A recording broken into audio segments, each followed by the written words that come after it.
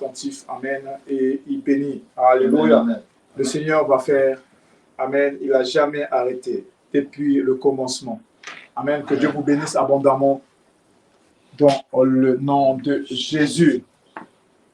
Amen. On va élever les mains vers le Seigneur. Alléluia. Là où tu es, élève les mains vers Dieu. Amen. Élève les mains vers lui. Dis-lui comme tu lèves ce matin. Alléluia. Alléluia. Est-ce que tu peux élever la voix avec vie? Amen. Dire Éternel, nous t'aimons, nous t'adorons encore. Aujourd'hui, nous sommes encore réunis devant toi. Là où 2 ou 3 sont réunis en ton nom, tu es au milieu d'eux. Et parce que nous croyons en ta promesse, parce que nous croyons en tes paroles, parce que nous sommes basés sur ce que tu as dit, Éternel, nous croyons que cela arrive au nom de Jésus-Christ de Nazareth. C'est pourquoi aujourd'hui, nous voulons encore élever la voix et te dire, Éternel, reçois la louange. Reçois l'adoration, reçois nos cœurs aujourd'hui, reçois nos cœurs en ce jour, alors que nous sommes réunis, Seigneur, pour te donner gloire. Nous t'accueillons encore dans nos vies, nous t'accueillons encore dans nos cœurs, nous t'accueillons dans nos maisons, dans nos foyers, dans nos ministères. Nous te demandons, Seigneur, viens prendre la place, viens prendre le contrôle de nos vies, viens prendre le contrôle de nos cœurs. Nous ne sommes rien sans toi. Nous voulons plus de toi, Éternel. Nous voulons plus de toi, mon roi. Oh Jésus, viens et descends dans nos vies. Éternel, viens et descends dans nos cœurs. Viens et descends dans nos cœurs aujourd'hui encore. Au nom de Jésus, nous voulons nous assurer, Éternel, que tu reçois l'adoration qui vient de nos cœurs, que tu reçois la louange qui vient de nos cœurs. Nous ne voulons pas encore élever la voix pour élever la voix. Mais à chaque fois que nous venons dans ta présence, nous voulons nous assurer qu'il y ait une réelle rencontre. Nous voulons nous assurer qu'il y ait une réelle connexion, qu'il y ait une réelle intimité, qu'il y ait une réelle relation qui se crée avec toi. Nous ne voulons pas élever la voix pour élever la voix. Mais à chaque fois que nous sommes dans ta présence, nous voulons ressentir ta présence. Nous voulons nous assurer que tu es là. Nous voulons nous assurer que tu nous écoutes. Ta parole nous dit que si nous prions selon ta volonté éternelle, tu nous écoutes.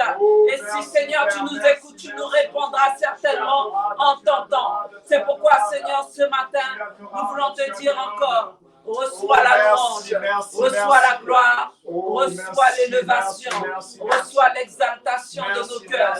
Nous voici, Éternel, comme de simples vases devant toi, et te disant, Seigneur, fais de nous ce que tu veux. Seigneur, viens et forme-nous comme tu le veux. Éternel, brise-nous comme tu le veux. Fais ce que tu as à faire dans nos vies, afin que nous puissions te ressembler, afin que nous soyons conformes à ta parole. Viens et enseigne-nous encore tes voies éternelles.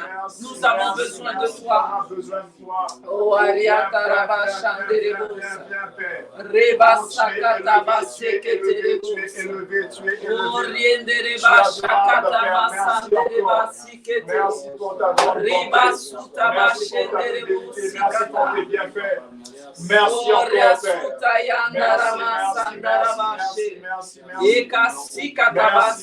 Merci, Père. Oh, alléluia. Oh, alléluia.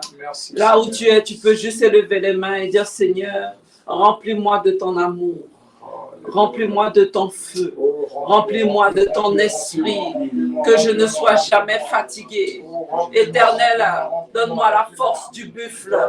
Là où j'étais affaibli ce matin, je crois que tu me relèves. Là où j'étais fatigué, je crois que tu me relèves. Là où mes genoux étaient en train de chanceler, Seigneur, tu viens affermir mes pas. Au nom de Jésus-Christ de Nazareth, là où le découragement était en train de me visiter, au nom de Jésus-Christ de Nazareth, je déclare aujourd'hui que le découragement s'en va. Je déclare ce matin que je marche après celui qui ne se décourage jamais, que je marche après celui qui est éternel, infini, que je marche après l'éternel de justice. Là où peut-être des voix étrangères étaient en train de parler à mon esprit, pour pouvoir me dominer, pour pouvoir m'empêcher de me relever, pour pouvoir m'empêcher de te suivre. Seigneur, au nom de Jésus-Christ, je déclare ni par la puissance, mais c'est par ton esprit que je ferai. C'est par ton esprit que j'opérerai. Et c'est pourquoi je ne veux pas m'appuyer sur ma propre sagesse.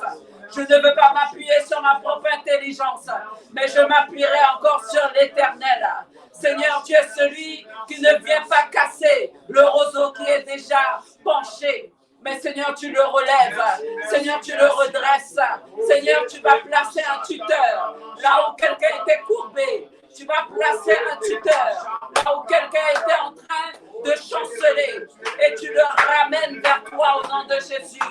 Seigneur, là où une plante faible était en train de s'affaisser, Seigneur, tu la relèves afin qu'elle mette les yeux vers celui qu'on appelle le Père des Lumières, celui qu'on appelle celui qui est clair, celui qui est dans nos vies en permanence, c'est toi, Seigneur. Et quel que soit ce qui peut se passer, Seigneur, alors que la plante est en train de lever les regards vers la lumière, vers le soleil qui va lui donner la vigueur, vers toi, Seigneur, nous levons nos regards et nous croyons, ô Éternel des armées, que tu viens nous éclairer encore. Tu es le soleil de justice. Et là où il y avait ténèbres dans nos vies, Seigneur, tu viens éclairer nos ténèbres afin que nous voyions clair. Seigneur, je crois, Seigneur, que ta parole est en train d'éclairer nos pas, éclairer nos sentiers, aplanir nos sentiers. Rien ne pourra nous empêcher, Seigneur, d'atteindre notre but. Rien ne pourra nous empêcher d'entrer dans ton royaume. Seigneur, tu as déjà planifié d'avance une place pour nos vies. C'est pourquoi même quand nous tombons, cette fois le juste tombe. Et cette fois tu le relèves. Tu relèves encore une vie ce matin. Tu relèves encore une personne aujourd'hui au nom de Jésus. Tu es encore en train de relever une vie aujourd'hui, Seigneur. Tu es celui qui est le pain de vie et éternel, alors que nous marchons avec celui qui crée la parole. Seigneur, nous croyons que même quand nous chancelons, Seigneur, tu viens et tu réécris l'histoire, car tu es celui qui a tout créé au nom de Jésus-Christ de Nazareth. Oh, alléluia. Je veux dire à quelqu'un aujourd'hui, qu'aucun esprit ne te domine ce matin. Alléluia. Ne laisse aucun esprit te dominer dans ton esprit. Ne laisse aucun esprit te parler. Aucune voix étrangère ne doit te dire que tu ne pourras pas y arriver. Aucune voix étrangère ne doit pouvoir te dominer sur ce que Dieu te demande de faire. Là où Dieu t'a donné quelque chose à faire, il y a une mission qu'il t'a donnée. Il y a une mission sur ta vie. Dieu t'a parlé de certaines choses. Dieu t'a donné certaines paroles de prophétie, mais l'ennemi veut t'avoir à l'usure. L'ennemi veut frapper là où il y a la faiblesse et à force de te faire tomber, il va se dire, ben maintenant, il va se fatiguer et il ne pourra plus se relever. Mais laisse-moi te dire que Dieu est là pour te relever. Amen, il est capable de te relever autant de fois qu'il le faut. C'est à lui que Dieu appartient et Dieu est capable de renouveler ton histoire. Dieu est capable de réécrire ton histoire. Dieu est capable de te donner cette vie éternelle. Même lorsque l'ennemi croirait qu'il t'a eu, laisse-moi te dire encore que Dieu te donne la possibilité d'élever les mains vers lui, d'élever ton cœur vers lui. Même quand tu n'aurais pas la possibilité d'ouvrir la bouche, mais Dieu te donne la possibilité d'élever ton cœur. Et une fois la décision prise dans ton cœur, une fois la repentance sincère est dans ton cœur, Dieu est capable de te relever. Laisse-moi te dire qu'il faut déclarer certaines fois, il faut te lever et déclarer ta délivrance. Rappelle-toi de Jonas qui était encore dans le ventre du poisson. La parole de Dieu nous dit, alors qu'il ouvre la bouche, alors qu'il se repent, alors qu'il fait le tour de sa vie, alors qu'il va faire un résumé, et il va récapituler sa vie, et il va se dire, mais il y a quelque chose qui ne va pas. Il va se remettre en question et il va commencer à prier. Il va commencer à parler au Seigneur. Dieu ne cherche pas quelqu'un qui élève des paroles répétitives, des paroles qui n'ont pas de sens, qui n'ont pas d'intérêt. Dieu cherche quelqu'un de sincère. Dieu cherche un cœur sincère un cœur qui viendra devant lui et qui va dire, Seigneur, effectivement, je suis tel que je suis, j'ai fait telle chose, effectivement, je suis un voleur, effectivement, je suis un menteur, effectivement, j'ai agi ainsi, mais Seigneur, sincèrement, je te demande de m'aider. Sincèrement, je te demande de l'aide. Sincèrement, je réalise que par moi-même, je n'y arriverai pas. J'ai essayé de le faire, mais je n'y suis pas arrivé. Et alors qu'à ce moment, tu élèves un cœur sincère devant lui, alors tu verras que Dieu te délivrera au nom de Jésus. Merci, Père. Alléluia. Tu verras que Dieu, Amen, le fera pour toi au nom de Jésus. Et quelles que soient les forces des ténèbres qui pouvaient être au-dessus de Jonas, parce que Jonas était quand même dans la désobéissance. Et lorsqu'il y a désobéissance, il y a porte ouverte.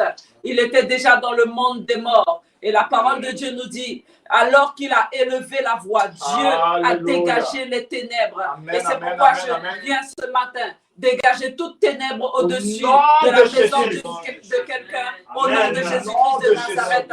Là où les ténèbres étaient au-dessus de ta vie, au nom de Jésus, l'Éternel des armées te délivre. L'Éternel des armées vient dissiper les ténèbres parce que tu as pris la décision de parler avec un cœur sincère. Tu as pris la décision de te repentir ce matin. Alors Dieu agit pour toi. Là où l'ennemi était couché à ta porte, certainement si tu désobéis, le péché, sera couché à ta porte. Et maintenant, parce que tu décides de marcher dans la vérité, alors Dieu te délivre encore. Au nom de Jésus. Alléluia. Alléluia. Amen. Merci, Seigneur. Amen. Soyons bénis ce matin. Alléluia. Nous sommes toujours dans notre série, là où nous parlons de l'onction et son processus. Amen. Et aujourd'hui, nous voyons comme sous-thème suivre l'onction. Alléluia. Suivre l'onction. Nous allons sans plus tarder rentrer dans notre message. Nous allons prier, Éternel. Nous te disons merci, nous te rendons grâce ce matin. Que ma bouche soit ta bouche au nom de Jésus. Amen. Suivre l'onction. Alors, lorsque nous regardons à la définition de suivre, nous voyons que suivre veut dire venir après, aller après, se conformer, marcher, parcourir, longer. Nous avions déjà vu cette définition dans un autre enseignement. Suivre la route, accompagner, adhérer à, amen, adopter, se calquer à, imiter, copier. Nous avons plusieurs synonymes. Essayer de comprendre, et je dirais même comprendre, consulter, se conformer. Alléluia. Amen, amen, amen. Et bien d'autres définitions, bien d'autres synonymes. Et ainsi, nous voyons que Jésus est l'onction par excellence. Il est la parole de Dieu. Et Jésus nous a appelés dès le départ à le suivre.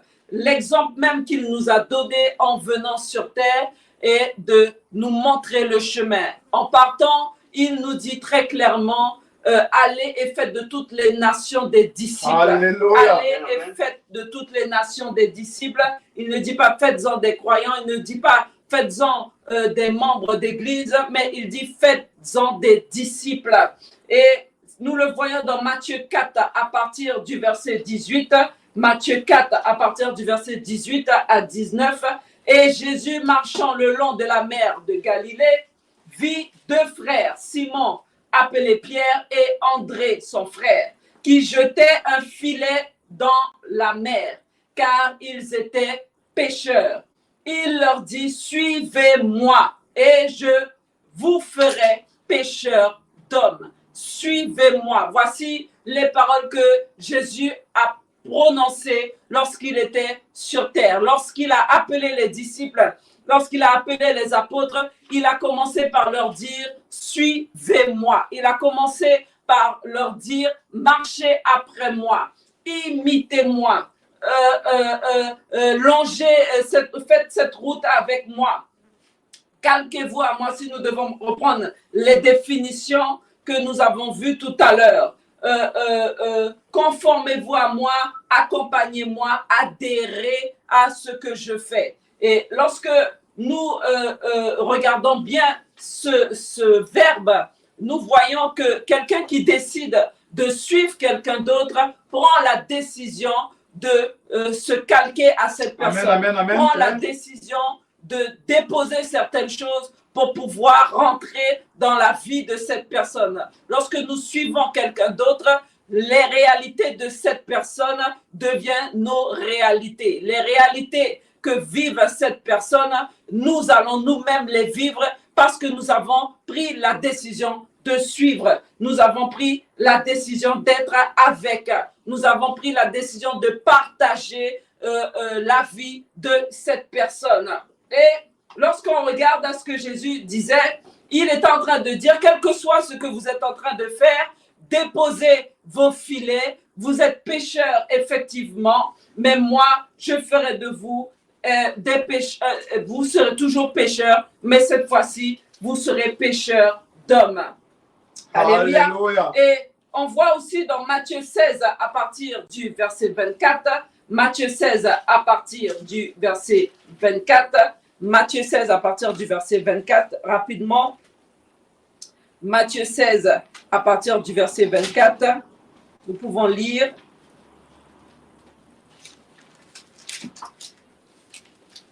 Alléluia.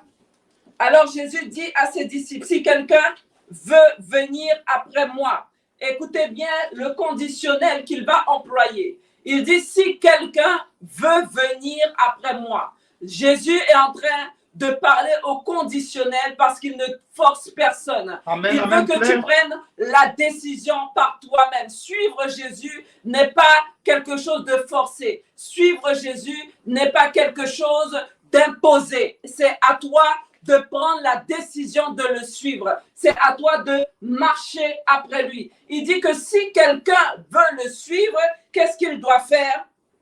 Il doit renoncer à lui-même, qu'il se charge de sa croix et qu'il me suive. Si quelqu'un veut marcher après moi, il doit renoncer à lui-même et il doit prendre mes réalités. Il doit marcher avec ce que moi je marche. Il doit faire ce que je fais. Il doit manger ce que je mange. Il doit dormir là où je dors. Il doit m'imiter. C'est ainsi que les réalités de Jésus deviennent nos réalités. Alléluia. Il dit, il doit renoncer à lui-même, qui englobe ce que nous faisons, qui englobe ce que nous avons, qu'il se charge de sa croix, qui veut dire qu'il prenne ses responsabilités, qu'il ne dise pas que c'est quelqu'un qui m'a forcé, qu'il ne dise pas que c'est quelqu'un qui m'a imposé, qu'ils ne disent pas que c'est à cause d'une situation ou c'est à cause de quelque chose d'autre qui fait que je suis là, mais qu'il se charge de sa propre croix et qu'il me suive, qui veut dire que tu as ta propre décision à prendre, que tu dois décider de te débarrasser de certaines choses. Amen, clair. Et on va encore voir que pour suivre Jésus, il y a des conditions. Et nous voyons dans Matthieu 19 toujours, Matthieu 19 à partir du verset 16. Nous connaissons cette histoire et voici un homme s'approcha et dit, « Maître, que dois-je faire de bon pour avoir la vie éternelle ?» Il lui répondit, « Pourquoi m'interroges-tu sur ce qui est bon? Un seul est le bon si tu veux entrer dans la vie. Si tu veux réellement, si tu veux me suivre, si tu veux ce que tu me demandes là, alléluia, qu'est-ce qu'il faut faire?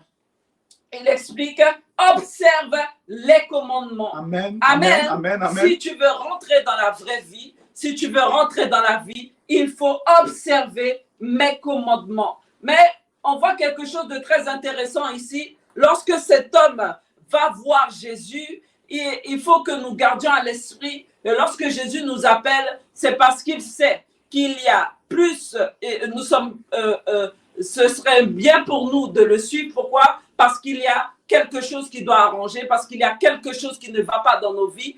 Et Dieu sait que si nous ne le suivons pas, il est le chemin, la vérité et la vie. À part lui, il n'y en a point d'autre. Si nous ne le suivons pas, nous ne pourrons pas entrer dans la vie éternelle. Amen. Mais ce que je veux dire par là, c'est que lorsque Jésus rencontre certaines personnes, nous voyons qu'il fait un diagnostic sur leur vie. Nous voyons qu'une fois que Jésus t'a vu, il peut directement dire là où il y a le problème. Lorsque nous allons voir les médecins, ils vont d'abord, avant de se prononcer, établir un diagnostic sur ta vie, établir un diagnostic sur ta santé pour pouvoir dire effectivement tu es malade, effectivement il faut que tu prennes tel traitement. Et Jésus-Christ, à peine que Jésus pouvait nous voir, si nous allons devant lui, qu'est-ce qui se passe? Lorsqu'il voit une personne, il peut déjà établir un diagnostic parce qu'il nous connaît d'avance, parce qu'il te connaît déjà et il sait que ce serait bon pour toi de le suivre. Alors, il voit directement le problème de cet homme et le problème de ce jeune homme était l'orgueil. Effectivement, nous voyons que dans cette parole, il va parler d'une telle manière. Il dit, Maître, que dois-je faire pour de bon, pour avoir la vie éternelle? Il lui répondit, pourquoi m'interroges-tu sur ce qui est bon? Un seul est le bon. Amen. Un seul est le bon et c'est Dieu. Pourquoi Jésus va l'arrêter sur ce point? Parce qu'il se croyait bon, parce qu'il croyait qu'il avait déjà tout fait et qu'il avait la vie éternelle. Il pose la question sans réellement se sentir concerné, parce que lorsque Jésus va lui expliquer certaines choses, et Jésus va commencer par une chose, il va lui dire qu'il faut observer ses commandements. Alléluia. Il va lui dire, observe les commandements si tu veux rentrer dans la vie. Et l'autre va lui dire, lesquels? Lui dit-il. Et Jésus lui répondit, tu ne tueras point, tu ne commettras point d'adultère, tu ne déroberas point, tu ne diras point de faux témoignages, honore ton père et ta mère, tu aimeras ton prochain comme toi-même. Et le jeune homme lui dit, j'ai déjà observé toutes ces choses, que me manque-t-il encore? Et Jésus lui dit, si, amen, tu veux être parfait, va, vends ce que tu possèdes, donne-les aux pauvres et tu auras un trésor dans le ciel, puis viens et suis-moi. Alors, quel que soit ton statut social, quel que soit l'argent que tu peux avoir, quel que soit le rang que tu peux avoir, cela n'intéresse pas Dieu. Il dit à cet homme qu'il doit aller et vendre ce qu'il a. Il dit qu'il doit aller et déposer ce qu'il a s'il veut le suivre. Parce qu'il avait compris, parce qu'il voulait mettre le doigt dessus, parce que Jésus voulait expliquer à ce jeune homme qu'il était orgueilleux. Jésus voulait expliquer à ce jeune homme qu'il avait un problème et c'était le problème de l'orgueil. C'était le problème du moi. C'était le problème de je suis. C'était le problème de j'ai déjà tout fait. Parce qu'il était devant le maître suprême, le maître qui est au-dessus de tous les maîtres et il pouvait lui dire j'ai déjà observé toutes ces choses-là. Alors Jésus lui dit, quand tu auras fait ces choses, va vendre tout ce que tu as, tu auras ainsi un trésor dans le ciel, va et donne-les aux pauvres plutôt et maintenant suis-moi. Alors pourquoi il lui dit de le suivre? Parce que Jésus voulait nous expliquer quelque chose à ce moment-là. Il voulait que nous comprenions qu'il faut absolument marcher après lui. Il faut absolument marcher après celui qui place devant toi afin que tu apprennes quelque chose. Qui veut dire qu'il avait encore des choses à apprendre. Qui veut dire que ce jeune homme n'avait pas tout observé tous les commandements. Qui veut dire que ce jeune homme avait peut-être la loi, mais il n'avait pas l'esprit. Qui veut dire que Jésus voulait encore impacter sa vie afin qu'il puisse avoir cette vie éternelle. Amen, amen, et ainsi, c'est pourquoi il lui dit, va et donne tout ce que tu as aux pauvres et suis-moi. Alléluia. Et il lui dit encore d'observer les commandements et c'est quelque chose de très important que nous devons noter. Amen. Donc Jésus demande de le suivre. Pourquoi? Parce qu'il sait qu'il est l'exemple parfait. Alléluia. Il sait qu'à part lui, nous ne pouvons aller au Père. Alléluia. Il sait qu'à part lui, nous ne pouvons rien faire. Et lorsque Jésus nous demande de le suivre, nous ne devons pas douter. Amen. Nous ne devons pas nous dire, oui, mais comment allons-nous nous en sortir? Nous avons les disciples qui ont posé la question dans Marc 10 à partir du verset 28. Nous allons le lire, Marc 10 à partir du verset 28. Marc 10 à partir du verset 28. Pierre se mit à lui dire, voici, nous avons tout quitté. Alors nous voyons que les disciples ont tout quitté, ont déposé les choses. Jésus nous dit quoi? Celui qui veut me suivre, celui qui veut entrer dans la vie éternelle doit faire quoi? Il doit s'abandonner lui-même. Amen. Et il doit se charger de sa croix. Et Jésus lui répondit au verset 29, je vous le dis en vérité, il n'est personne qui, ayant quitté à cause de moi et à cause de la bonne nouvelle, sa maison ou ses frères ou ses sœurs ou sa mère ou son père ou ses enfants ou ses terres, ne reçoivent au centuple présentement dans ce siècle-ci des maisons, des frères, des sœurs, des mères, des enfants et des terres avec des persécutions dans le siècle à venir, la vie éternelle.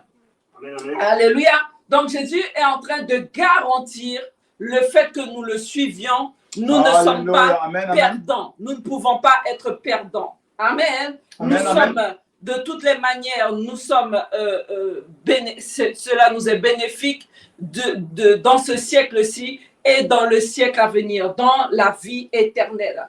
Mais ce qui intéresse ici Jésus, pourquoi il parle de ces choses? Il parle du matériel, il parle de la famille, il parle de choses qui peuvent nous tenir à cœur, des choses qui peuvent nous empêcher d'entrer dans le royaume. Amen, amen. Selon les personnes, selon les cultures, selon la façon d'être élevé, selon les pays, il y a certaines choses qui nous tiennent à cœur plus qu'à d'autres. Pour d'autres, ce sera la famille, pour d'autres, ce sera l'argent, pour d'autres, ils seraient prêts à donner leur vie pour leur maison. Cela dépend de chacun. Mais Jésus est en train de parler globalement en disant que ces choses-là ne doivent pas nous retenir car ces choses lui appartiennent. Mais qu'est-ce qu'il veut réellement? Il veut que nous le suivions. Pourquoi? Parce qu'il veut que nous comprenions qu'il est cette parole que nous devons observer. Amen. Il veut que nous le suivions afin que nous soyons transformés. Dans Jean 5, à partir du verset 19.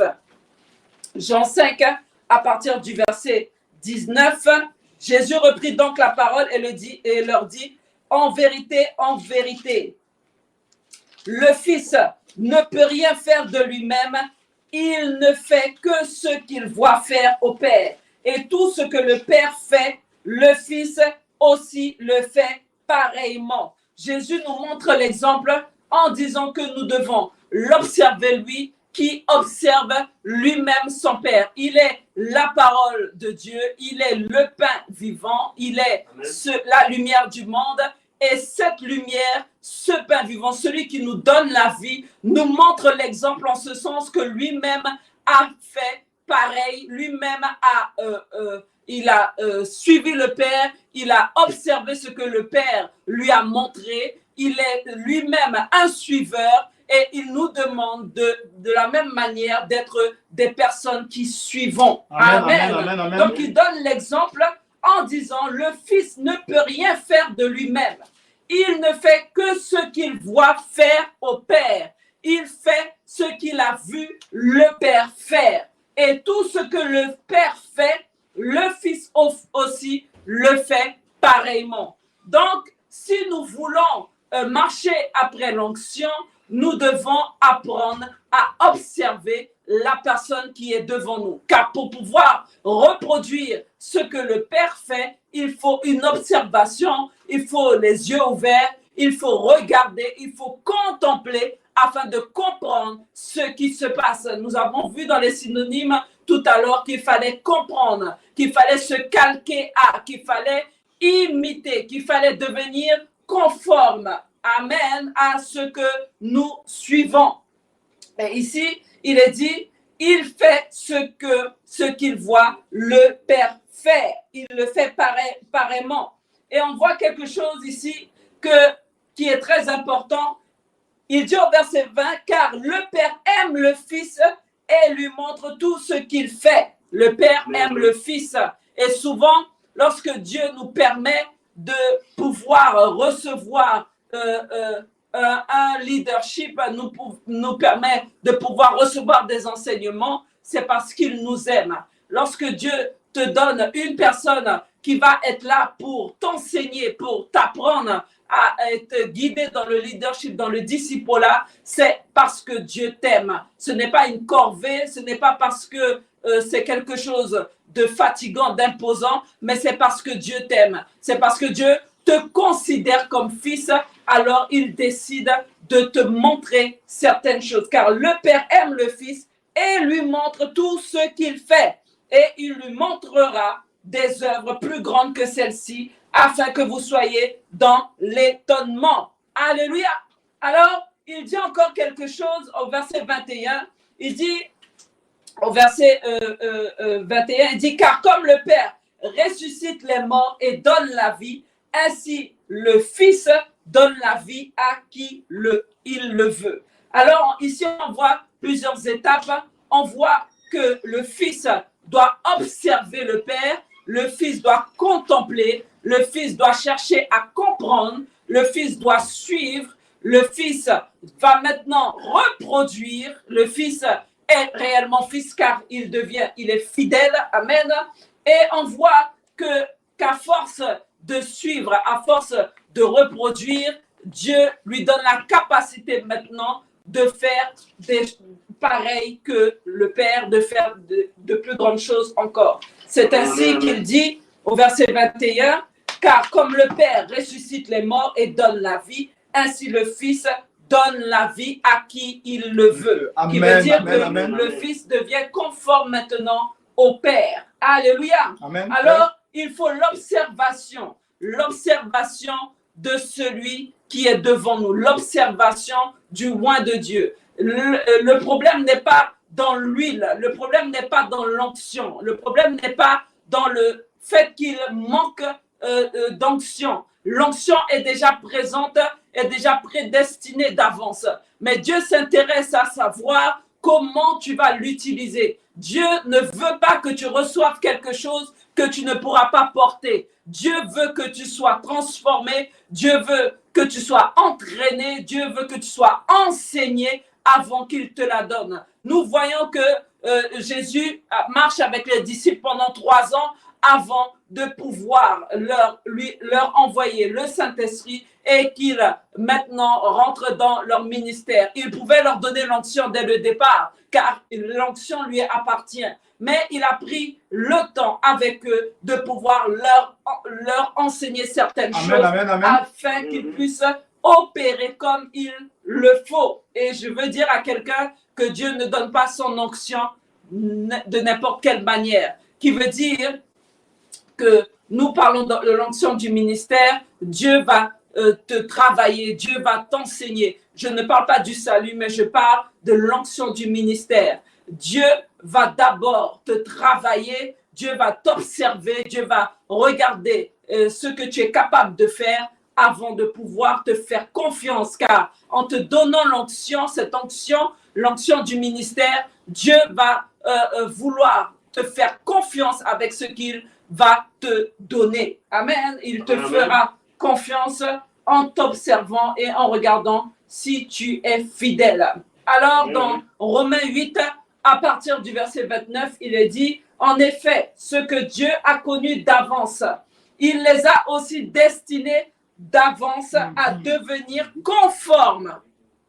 Romains 8, à partir du verset 29, il les a destinés d'avance à devenir conformes à l'image de son Fils, afin que celui-ci soit l'aîné de nombreux frères. Dieu nous a prédestinés d'avance à ressembler à Jésus-Christ, à être à l'image de Christ, à être à l'image de son Fils, qui veut dire que si nous refusons d'observer Jésus-Christ, si nous refusons d'observer la parole, si nous refusons d'observer les œuvres qu'il a faites, si nous refusons de nous calquer à ce qu'il est, nous ne pouvons pas entrer dans le royaume. Si nous refusons de faire ce qu'il a fait, nous ne pouvons pas entrer dans le royaume. Nous ne pouvons pas bénéficier de cette vie éternelle, car nous avons été destinés d'avance, alléluia, Amen. à être conformes Amen, à amen. l'image Amen. de Christ. Nous avons été destinés à grandir de gloire en gloire afin de ressembler à Christ. Et dans l'observation de la parole, nous voyons encore dans 2 Corinthiens 3 à partir du verset 18, 2 Corinthiens 3 à partir du verset 18, la parole de Dieu nous dit encore, vous tous qui, le visage découvert, contemplant comme dans un miroir la gloire du Seigneur, nous sommes transformés en la même image de gloire en gloire, comme par le Seigneur l'Esprit. Alors, voyons le procédé. Il dit, nous tous qui avons le visage découvert, alors que nous sommes en train d'observer la parole, alors que nous sommes en train de contempler cette parole, alors que nous sommes en train de nous calquer à cette parole, que nous essayons de la mettre en pratique. La parole de Dieu nous dit, ne lisez pas la parole, ne vous bornez pas à la lire seulement, mais mettez-la en pratique. Alléluia. Faites Amen. ce que moi je vous dis de faire. Essayez de revivre ce que moi j'ai vécu sur terre. Bien que nous ne pourrons pas vivre tout ce que Jésus a vécu, nous ne sommes pas allés à la croix, mais il y a des choses par lesquelles il est passé et cela va nous rapprocher de lui.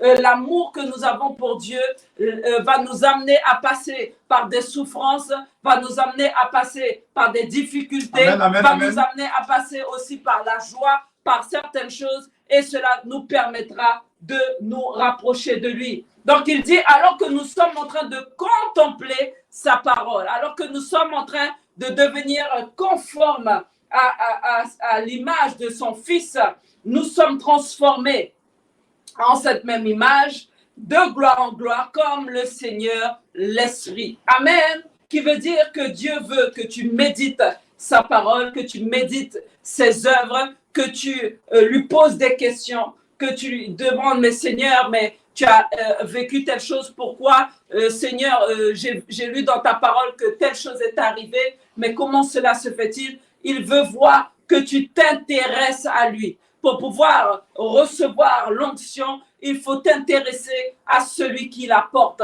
Il faut t'intéresser à celui que Dieu a placé devant toi afin que tu puisses recevoir cette même onction. Il faut avoir soif de pouvoir avoir ce que cette personne a. Et souvent, nous voulons avoir la double portion de l'esprit d'Élie, comme on peut le voir souvent. Je veux le manteau d'Élie, je veux le manteau de tel ou tel apôtre ou serviteur de Dieu.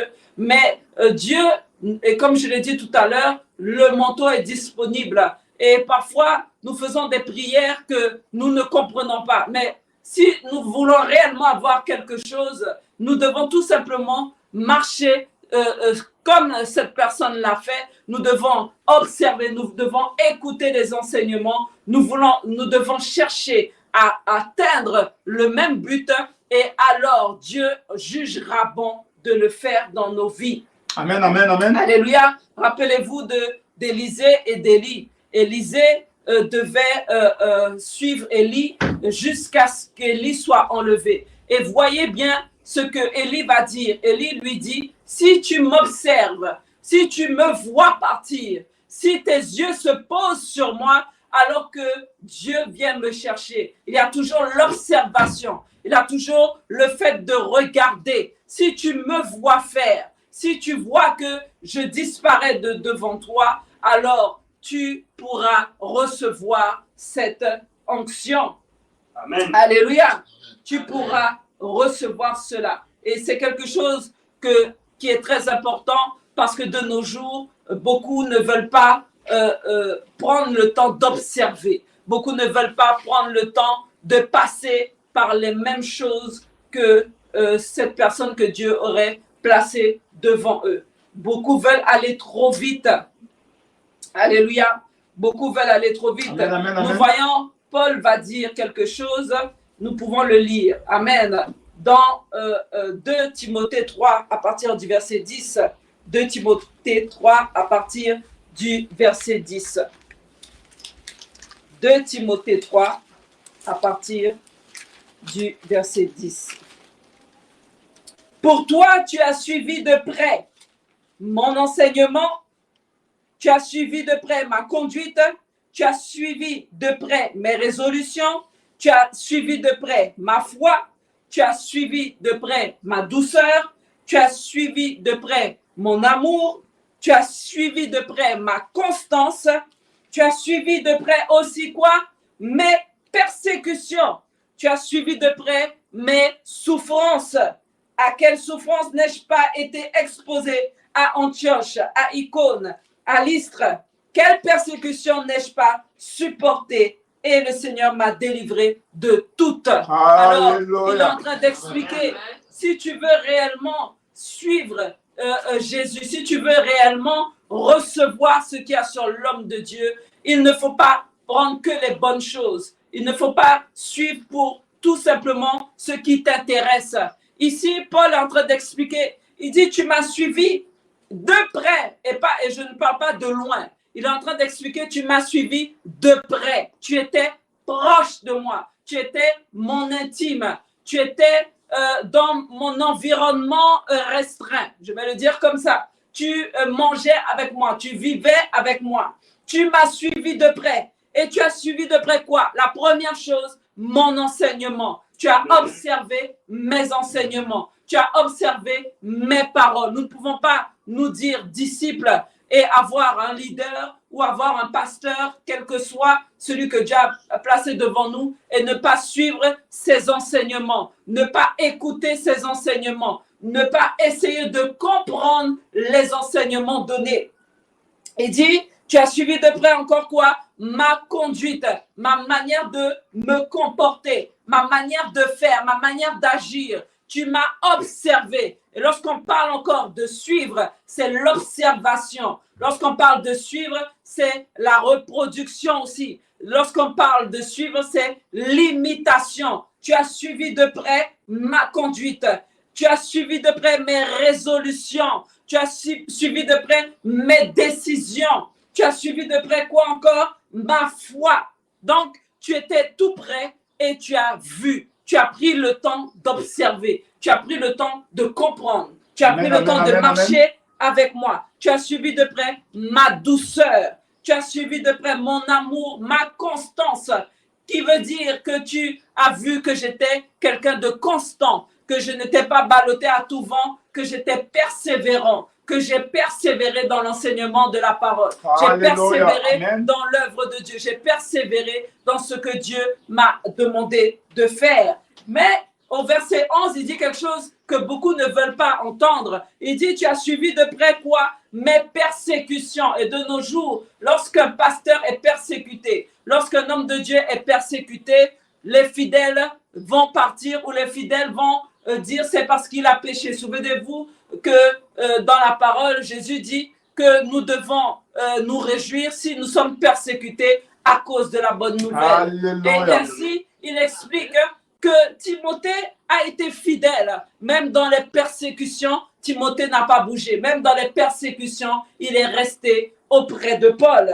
Il dit, dans mes persécutions, dans mes souffrances, à quelle souffrance n'ai-je pas été exposé? Et tu étais là. Tu étais là à Icône. Tu étais là à Antioche. Tu étais là à Lystre. Quelle persécution n'ai-je pas supporté? Et le Seigneur m'a délivré de tout. Et c'est pourquoi il est important de suivre l'homme de Dieu jusqu'au bout, même comme ça ne va pas, parce que tu peux maintenant avoir une foi bâtie en voyant la délivrance du Seigneur. Et ainsi, nous voyons l'enseignement donné. Lorsque quelqu'un passe par quelque chose, Dieu le délivre par la suite et tous ceux qui étaient là peuvent voir la main du Seigneur. Tous ceux qui étaient présents peuvent témoigner de la gloire de Dieu et peuvent maintenant avoir une foi bâtie parce qu'ils étaient là de près et ils ont vu la délivrance du Seigneur. Alléluia. Alléluia. Amen, amen. Il dit que nous devons être ses imitateurs. Dans 1 Corinthiens 11, à partir du verset 1. Soyez mes imitateurs comme moi je le suis, moi-même de Christ. Alléluia.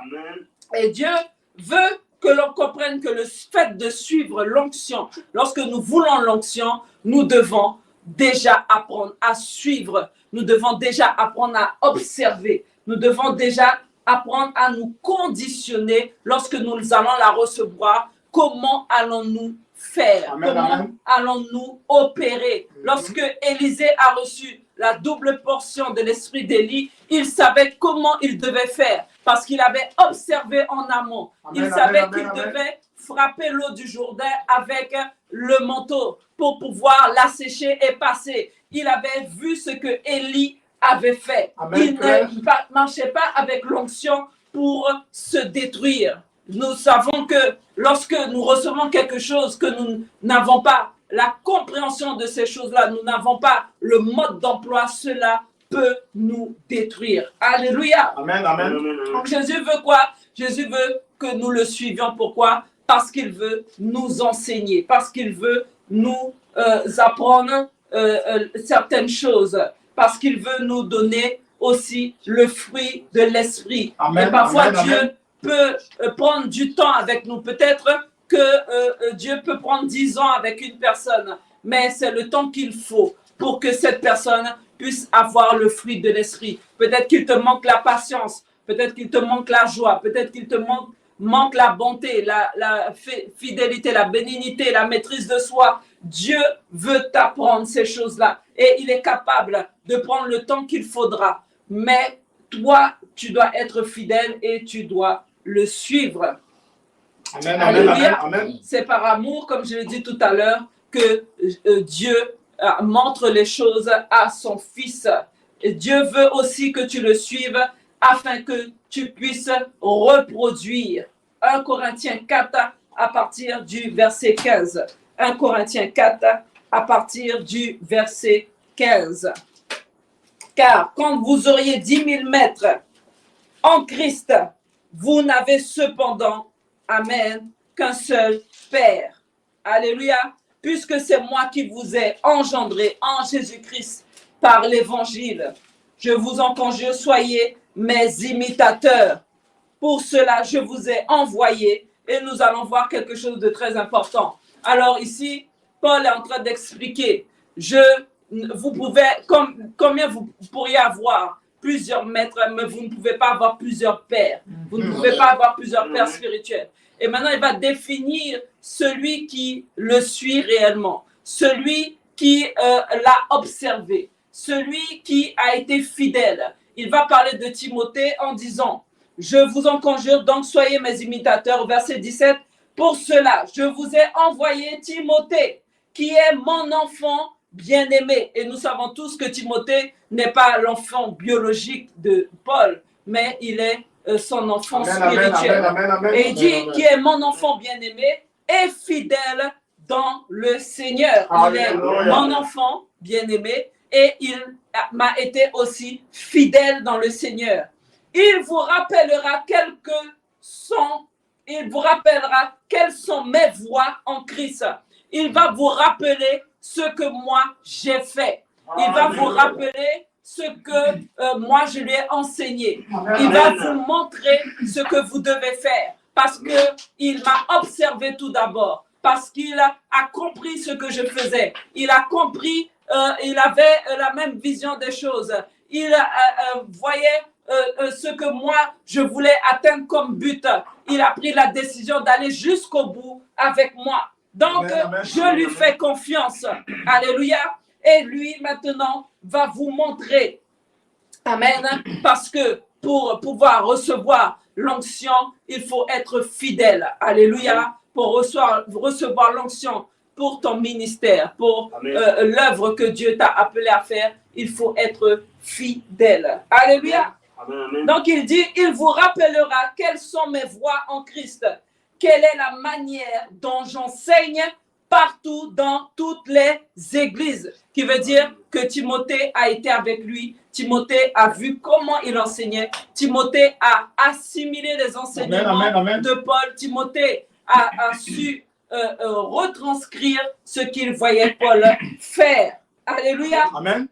Et ainsi, de la même manière, si nous sommes appelés, nous devons, de la même manière, pour pouvoir recevoir l'onction, suivre d'abord celui qui porte cette onction.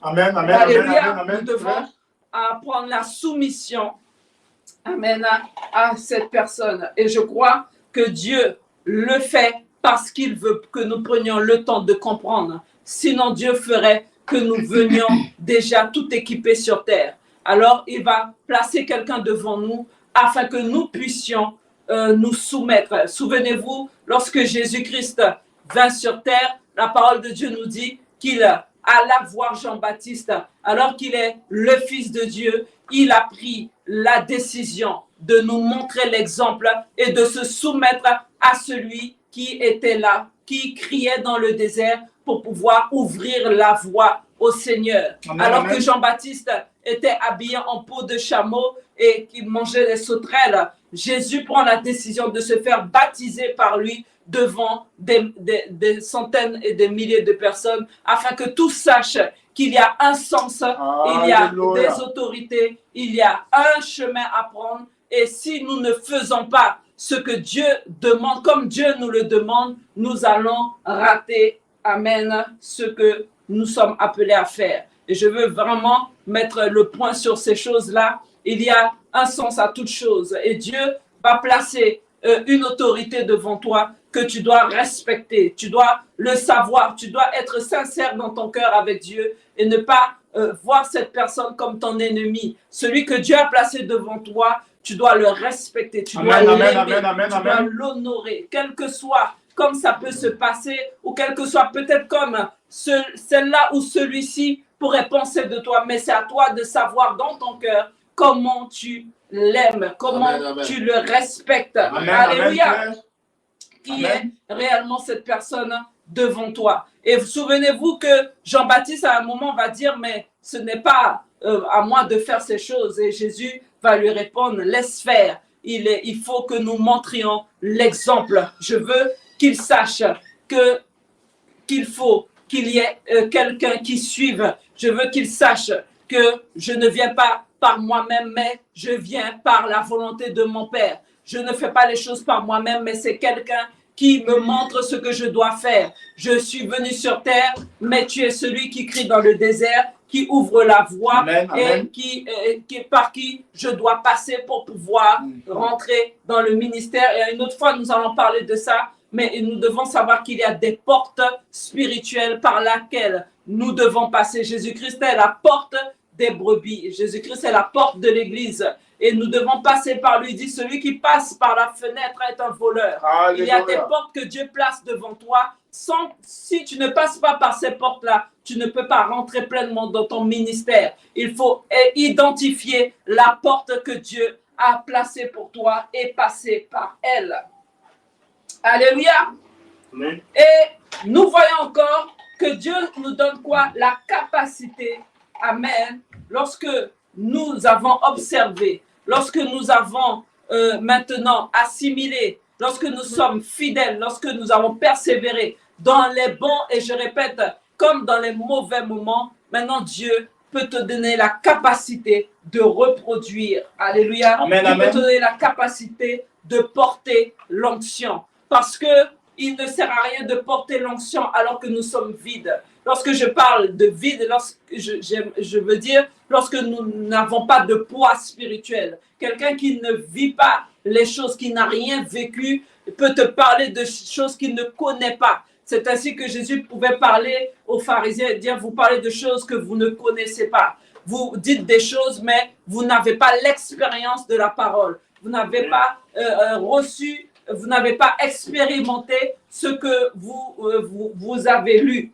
Vous avez lu effectivement, mais cela ne vous a pas impacté physiquement ou spirituellement parce que vous n'avez pas vécu ces choses-là. Alléluia. Amen. Amen, amen. Et on voit que c'est une grâce de pouvoir suivre l'onction. C'est une grâce de pouvoir servir le Seigneur. C'est une grâce que Dieu nous donne de pouvoir marcher après lui. Dans Marc 5, à partir du verset 18, Marc 5, à partir du verset 18, nous avons l'exemple du fou de Gadara. Alors qu'il venait d'être délivré, la parole de Dieu nous dit, néanmoins Jésus ne lui permit pas. Amen. Mais il dit, va dans ta maison. Ici, nous voyons l'exemple du fou de Gadara qui voulaient suivre Jésus, qui voulaient marcher après lui, qui voulaient aller avec lui dans la barque. Mais Jésus lui dit non, va dans ta maison. Parce que c'est un privilège de pouvoir suivre Jésus. C'est un privilège que Dieu te donne. C'est une grâce, c'est une faveur que Dieu te fait de pouvoir avoir quelqu'un devant toi, amen, qui va te montrer le chemin. Alléluia. Et il dit encore dans Marc 5, à partir du verset 35, Marc 5, à partir du verset 35, on peut le lire, Marc 5, à partir du verset 35. Et je vais dire à quelqu'un qu'à partir d'aujourd'hui, ne voit plus ces choses-là comme des choses banales. Ces choses-là peuvent nous juger dans les derniers jours. Qui veut dire que Dieu peut te dire, je t'ai tout donné, je t'ai même donné un leader, je t'ai donné un père spirituel, je t'ai donné quelqu'un qui était là pour t'aider, pour t'enseigner, pour te montrer le chemin. Je t'ai donné le Saint-Esprit, je t'ai donné Dieu lui-même afin qu'il te montre, afin qu'il t'accompagne, parce que la Bible dit, Jésus dit qu'il sera avec nous jusqu'à la fin du monde, et il dit encore qu'il travaille avec nous. Et Dieu peut te dire au dernier jour, il pourrait te dire, mais qu'est-ce que tu as fait de tous ces enseignements que j'ai mis à ta portée? Qu'est-ce que tu as fait de toutes ces personnes que j'ai mis à ta disposition? Parce que souvent, nous ne réalisons pas la grâce que Dieu nous fait de pouvoir nous donner quelqu'un qui va nous enseigner la parole, qui va nous montrer certaines choses. Et nous sommes vite fatigués, vite lassés, et nous nous mettons même à pointer du doigt sur cette personne en disant que cette personne nous empêche de vivre, parce que cette personne veut nous empêcher d'avancer, alors que c'est une grâce, c'est un don de Dieu. Lorsque nous avons un pasteur, un prophète, un évangéliste, un docteur en la parole de Dieu nous dit que ce sont des dons que Dieu a donnés à l'Église. Donc Dieu te donne un don, il te fait ce cadeau-là, et c'est à toi de ne pas le négliger, car cela pourrait, amen, te porter préjudice par la suite. Dans Marc 5, à partir du verset 35, j'ai la parole de Dieu. Amen. Marc 5, à partir du verset 35.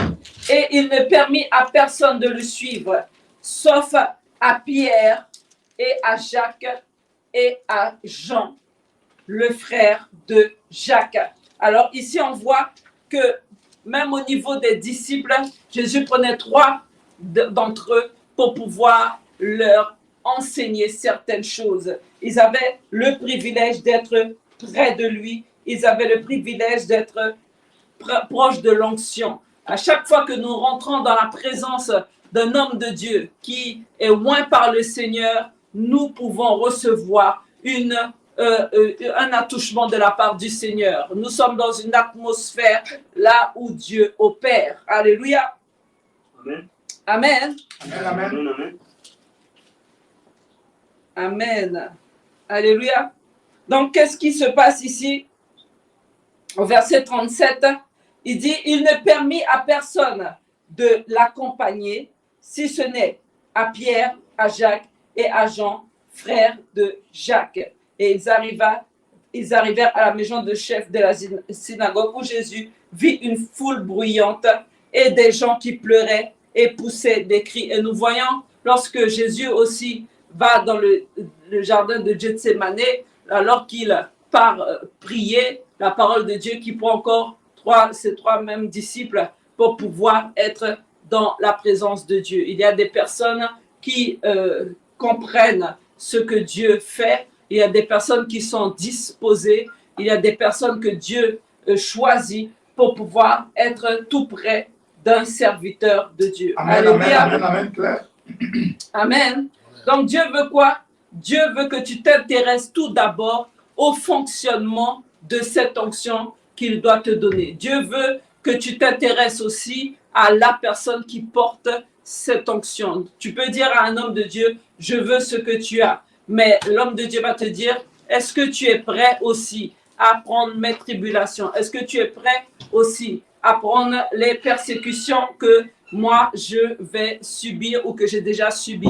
Jésus nous dit, lorsque nous avons lu tout à l'heure, il dit que nous allons recevoir au centuple dans ce siècle-ci des pères, des mères, des terres, mais aussi des persécutions, qui veut dire que nous allons recevoir ce que nous trouvons bon et nous allons aussi recevoir les persécutions, les choses qui sont moins attrayantes, mais par laquelle nous devons passer, car ces choses sont nécessaires pour pouvoir fonctionner dans le ministère, dans l'onction qui nous est préparée d'avance, qui nous est destinée. Alléluia. Dans 1 Thessaloniciens 1 à partir du verset 6, « Et vous-même, vous avez été mes imitateurs et ceux du Seigneur, en recevant la parole du milieu de beaucoup de tribulations avec la joie du Saint-Esprit. » Vous avez reçu la parole. Et nous voyons que la base de tout, c'est l'enseignement. La base de tout, c'est la parole. Quelqu'un qui veut l'onction, mais qui ne veut pas l'enseignement, qui ne veut pas de la parole, qui ne veut pas de la méditation de la parole, de l'observation de la parole, ne peut pas aller bien loin. C'est quelqu'un qui va se perdre. En recevant la parole au milieu de beaucoup de tribulations, avec la joie du Saint-Esprit, en sorte que vous êtes devenus maintenant un modèle pour tous les croyants de la Macédoine et de l'Achaïe. Alléluia, qui veut dire que parce que vous avez su vous-même observer, vous êtes maintenant apte à reproduire et vous devenez maintenant un modèle pour les autres. Vous devenez un modèle pour les croyants, pour ceux qui vous observent. Alléluia. Amen. Amen. Alors, si nous voulons recevoir une onction, quelle que soit l'onction que nous avons à cœur, peut-être que tu aspires à recevoir un manteau prophétique, peut-être que tu veux, parce que cela va se dessiner petit à petit dans ton cœur, il faut déjà que tu apprennes à observer celui que Dieu a placé devant toi. Il faut déjà que tu apprennes à écouter, à mettre en pratique. Parce que même lorsque l'homme de Dieu aimerait le faire pour toi, même lorsque l'homme de Dieu voudrait te oindre et dire « je veux te donner une onction pour que tu puisses travailler ou marcher après moi », cette personne ne peut pas surpasser Dieu. C'est Dieu qui décide lorsque tu es prêt de recevoir cette onction. C'est Dieu qui va t'observer et définir le temps précis, là où il se dit maintenant, tu vas pouvoir porter cette onction. Souvenez-vous encore d'Élie et Élisée. Élie ne dit pas, oui, je te donnerai la double portion. Il dit, si tu me vois partir, cela voudrait dire que Dieu aurait décidé de te le donner, de t'accorder ta demande. Alléluia. Cela voudrait dire que Dieu a jugé bon, amen, que cela soit le temps pour toi. Amen. N'oublions pas notre texte de base de toute cette série qui est « c'est Dieu qui oint ». Alléluia. C'est Dieu qui oint et c'est Dieu qui nous donne la capacité de faire. Nous allons nous mettre debout. Nous allons élever la voix. Alléluia. Amen. Et nous allons prier. Alléluia. Alléluia. Amen, amen. Nous allons demander au Seigneur d'ouvrir notre esprit. Amen. Parce que pour pouvoir recevoir l'onction, il faut pouvoir comprendre ce que Dieu fait. Il faut pouvoir comprendre ce que Dieu veut. Et lorsque nous lisons Luc 24 à partir du verset 45, vous pouvez le noter rapidement. Luc 24 à partir du verset 45, la Bible dit « Alors il leur ouvrit l'esprit afin qu'ils comprissent les Écritures. Amen, amen. Et il leur dit, ainsi il est écrit, le Christ souffrirait et qu'il ressusciterait des morts le troisième jour. » Amen, amen. Jésus a ouvert l'esprit des disciples afin qu'ils comprissent les Écritures. Dans Actes 16, à partir du verset 14, la parole de Dieu nous parle encore en disant, l'une d'elles, nommée Lydie, marchande de pourpre de la ville de Thyatire était une femme qui craignait Dieu et elle écoutait le Seigneur. Alors, à ce moment, il lui ouvrit le cœur. Amen. Il lui ouvrit le cœur pour qu'elle fût attentive à ce que disait Paul. Lorsque Dieu voit ta détermination, lorsque Dieu voit ta soif, Dieu va ouvrir ton entendement, va ouvrir ton esprit. Et c'est ce que nous allons demander au Seigneur, qu'il nous ouvre l'esprit, que nous puissions avoir la compréhension de ce qu'il veut faire, la compréhension de sa parole, car sans cela, nous ne pouvons rien faire de cette onction. Sans cela, nous ne pouvons aller nulle part. Alléluia. Alors, nous allons élever la voix tout simplement là où tu es. Mets-toi debout et commence tout simplement à parler au Seigneur. Que Dieu te donne. Parce que vous savez, parfois, quelqu'un peut nous dire qu'il est important de faire telle ou telle chose, mais tant que nous n'avons pas compris réellement pourquoi nous devons faire la chose, nous n'allons pas le faire de tout cœur ou nous n'allons pas vraiment nous appliquer à ces choses-là. Mais quand nous comprenons réellement, quand nous prenons le temps de faire des recherches et d'être convaincus de ces choses-là, alors nous n'allons pas avoir besoin que quelqu'un nous demande de le faire. Nous allons le faire automatiquement parce que nous savons pourquoi nous le faisons. Alléluia. Éternel, nous voulons te rendre grâce encore pour ta parole. Merci pour ton amour. Merci pour ta bonté. Merci pour ta fidélité. Merci Saint-Esprit parce que tu nous as encore enseigné aujourd'hui. Et nous te demandons, Seigneur, d'ouvrir notre esprit, d'ouvrir notre intelligence, de nous donner la capacité, la possibilité, Seigneur, de comprendre les Écritures, d'observer les Écritures, d'observer le pain de vie, de t'observer toi, Jésus-Christ de Nazareth, qui t'est fait chair sur terre, afin que nous puissions avancer vers ce que tu nous as prédestiné d'avance. Seigneur, nous te demandons d'avoir la compréhension des choses. Nous te demandons d'avoir l'intelligence spirituelle. Nous te demandons de rendre nos pensées captives à ton obéissance, afin que nous puissions marcher après toi. Éternel, nous ne voulons pas avoir l'onction pour la voir, mais nous voulons réellement prendre le temps de te suivre, apprendre à te connaître. Nous voulons réellement t'imiter. Nous voulons réellement reproduire ce que tu as fait. Nous voulons réellement comprendre ce pourquoi les choses sont faites.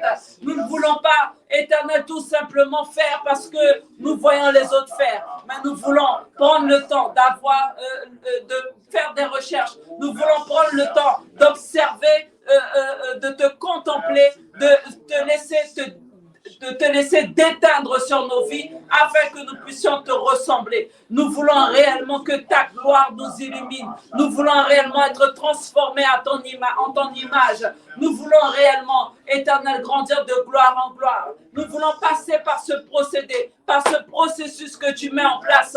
Nous voulons réellement, Seigneur, que tu prennes le temps de nous enseigner l'amour, la joie, la patience, la bonté, que tu nous donnes le fruit de l'esprit. Nous voulons, Seigneur, que tu nous permettes aussi tout simplement de marcher aussi dans les persécutions, de marcher aussi dans la souffrance. Par là où tu es passé, c'est là que nous voulons passer. Là où tu es, c'est là que nous voulons être.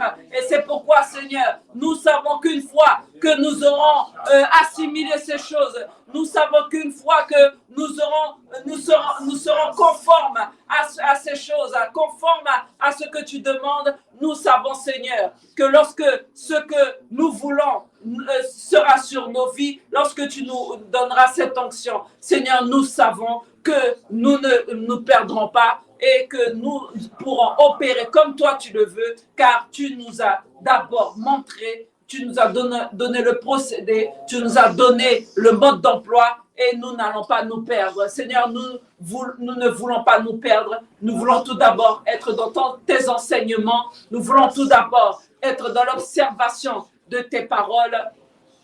Alléluia. Nous voulons être dans l'observation de ta loi et nous voulons que tu nous aides à ôter ce qui ne va pas dans nos vies afin que nous puissions te ressembler tout simplement au nom de Jésus. Alors, soyons bénis ce matin, que la grâce de Dieu soit sur vos vies. Alléluia. Que l'Éternel vous accompagne encore et qu'il vous donne de suivre l'onction là où tu as le désir de Merci, recevoir merci, une onction. Et cela peut être aussi par certaines personnes qui sont déjà mortes, qui ne sont plus sur terre. Mais Dieu peut te donner la capacité, en écoutant des audios passés, si tu as le réel désir de marcher dans le même ministère, Dieu peut t'aider, alléluia, à atteindre ce but-là. Parce que la Bible nous dit que nous devons observer nos pères qui étaient devant nous. Nous devons observer la foi d'Abraham, nous devons observer Moïse, nous devons observer tous ceux qui ont marché par la foi, tous ceux qui ont fait certaines choses que Dieu a utilisées devant nous. La Bible nous dit que ce sont des exemples. La Bible même a été écrite pour nous servir d'exemple.